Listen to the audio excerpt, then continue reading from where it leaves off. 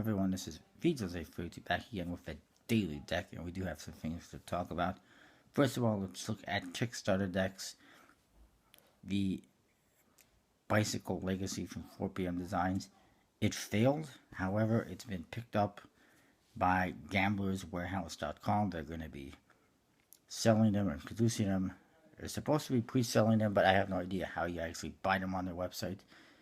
All I can see is to email them, and I think that might turn off a lot of potential buyers like myself.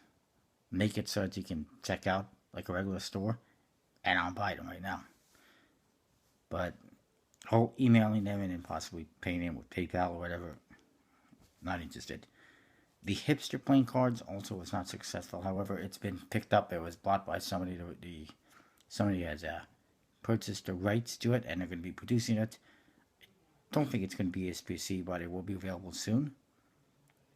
The Slick playing cards that I mentioned that were pretty minimalistic have been cancelled. They will be relaunched later on.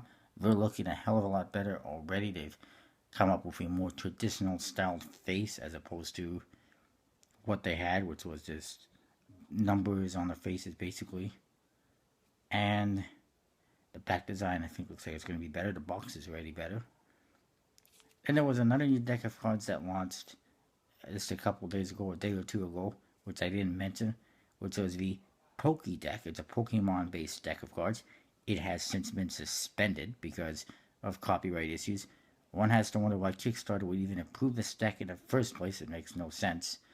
They're sleeping or doing something at Kickstarter. I don't know why they would approve that. And also relaunched is the Steampunk playing cards by Nathaniel Mortensen. This time he's only doing a 10-day campaign for $3,000. Obviously not USPC. Some cheaper company, I don't know who. And there's about 8 days left. A little bit less than that maybe. And they are just under $2,000. So they might actually reach the goal. For me, it's going to be a major turn off to a lot of backers, in my opinion, because it's not USPC anymore. It's some crappy company. Who knows who's producing it? I really don't know. But it's not going to be USPC quality, that's for sure, for $3,000. And in my opinion, it's... So I'm getting distracted by my parents yelling in the background. Well, not yelling, but talking in the background. The design on these cards was already lackluster, and now they're relaunching it with a potentially lackluster company for producing it, and that just doesn't add up. Already, they've lost a lot of support, and I don't know if it's going to get funded, even if it's just $3,000. But we'll see. I'm definitely not going for it. I wasn't interested in it the first time when it was USPC, because there's a hell of a lot of steampunk decks out there that are much better. And the Grotesque playing cards from United Cards, 26 hours left. If you didn't get these, they're pretty awesome. Go check them out. They were well funded. And I was checking right now, there is 26 decks currently on Kickstarter, which is absolutely ridiculous. Of course, probably half of them are crap and won't get funded, or they're just souvenir style decks or whatever. They're decks that I'm not interested in.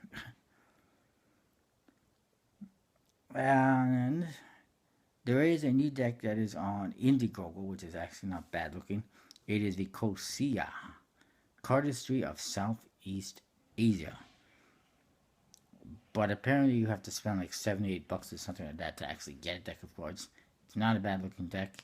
However, Indiegogo equals failure for playing cards, because the only deck of cards that's ever been successful on Indiegogo was the Fontaines, and that's because Zach Mueller has a ton of popularity behind him thanks to Figure 11.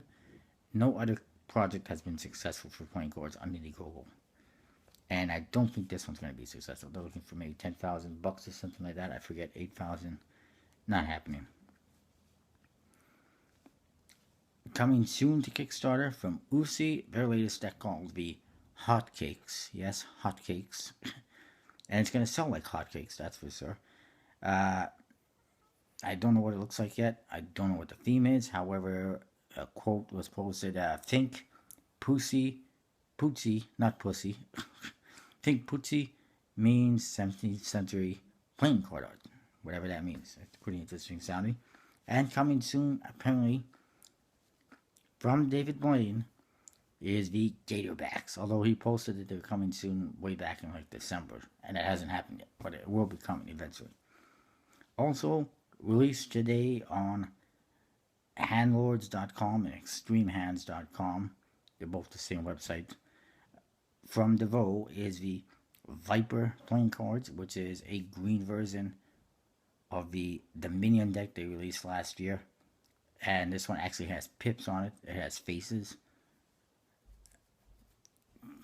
which is a lot better than the previous one. And a new April Fool's deck, which is another cardistry deck, similar to the one they did a year or two ago, which was pretty awesome. And they do have coming sometime around June of this year a silver version of the Exquisites, which are going to have more of a standard face as opposed to the previous ones, which were a little bit weird. And that is what I've got for today that I could think of. Oh, one more thing I almost forgot I didn't put on my list.